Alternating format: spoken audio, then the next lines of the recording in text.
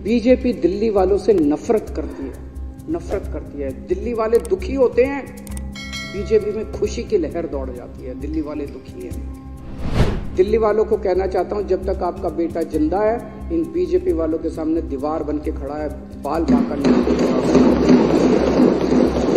आप एक बार सारे जाके, आप सारा क्रेडिट आपका, मैं लाल किले के ऊपर खड़ा होकर चिल्लाऊंगा जोर जोर से कि बीजेपी वालों ने कराया, वोट बीजेपी वालों को दे देना।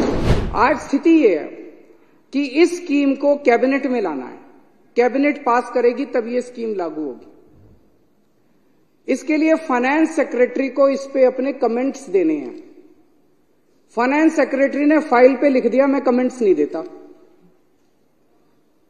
सोचो किसी अफसर की हिम्मत है, उसने फाइल पे लिख दिया फाइनेंस सेक्रेटरी ने मैं कमेंट्स नहीं देता।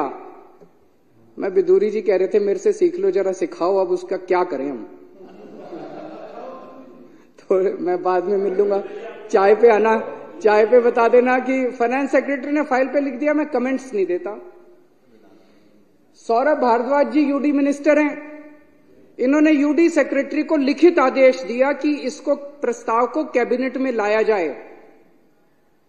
यूडी सेक्रेटरी ने फाइल पे लिख दिया मैं इसको कैबिनेट में नहीं लाता जब तक फाइनेंस सेक्रेटरी कमेंट्स नहीं देगा। फाइनेंस सेक्रेटरी कह रहा है मैं कमेंट्स नहीं दूंगा, यूडी सेक्रेटरी कह रहा है जब तक ये कमेंट्स नहीं देगा मैं। तो हमने इन दोनों को और भी अफसरों को बुलाया, इन मंत्रियों ने, इन्होंने मेरे को बताया मंत्रियों ने कि क्या चल रहा है, क्यों कर रहे हो ऐसा। तो अध्यक्ष महोदय आपको जान के ताज्जुब होगा कि एक दो सीनियर मोस्ट आईएएस अफसर प्रिंसिपल सेक्रेटरी लेवल के फूट फूट के रोने लग गए, आंसू बह रहे थे उनकी आंखों से। ये उम्र रोने की नहीं है, एक आईएएस अफसर को इस तरह से मैंने रोते हुए नहीं देखा। फूट फूट के रोने लग गए, बोले जी हमारी नौकरी का सवाल है, हमें धमकी दी जा रही है। हमने कहा कौन दे रहा है? कहता हायर अप्स। हायर अप्स का क्या मतलब है आप लोग सोच सकते हो। ऊंचे से हमको धमकी दी जा रही है कि अगर तुमने ये स्कीम पास कर दी दिल्ली वालों के लिए तो तुमको सस्पेंड कर देंगे।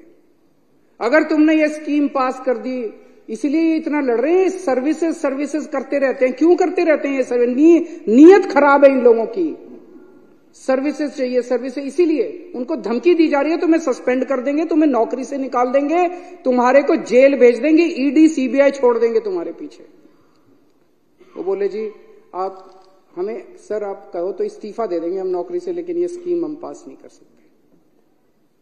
एक तरह से दिल्ली के अंदर एक सीरियस कॉन्स्टिट्यूशनल क्राइसिस पैदा हो गया है, जिसके अंदर ऑफिसर्स ने लिख के दे दिया है कि हम काम नहीं करेंगे। अगर वो काम नहीं करेंगे, ऑफिसर्स लिख के दे रहे हैं कि काम नहीं करेंगे, सरकार कैसे चलेगी? क्या सरकार 2 दिन भी चल सकती है? क्या ये शोभा देता है केंद्र सरकार को, बीजेपी को? ये शोभा देता है? इस स्थिति के अंदर उन्होंने दिल्ली की चुनी हुई सरकार को लाके खड़ा कर दिया है।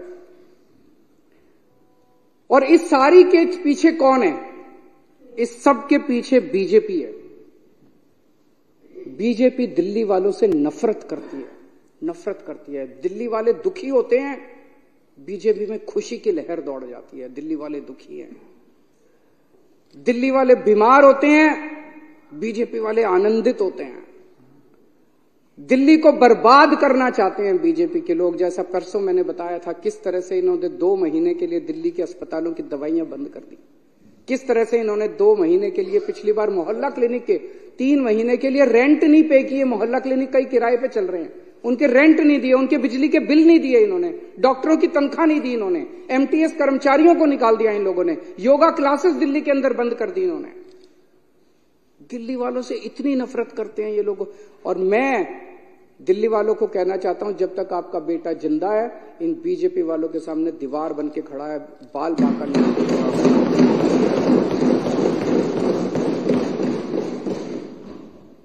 और अब ये इस स्कीम का विरोध कर रहे हैं।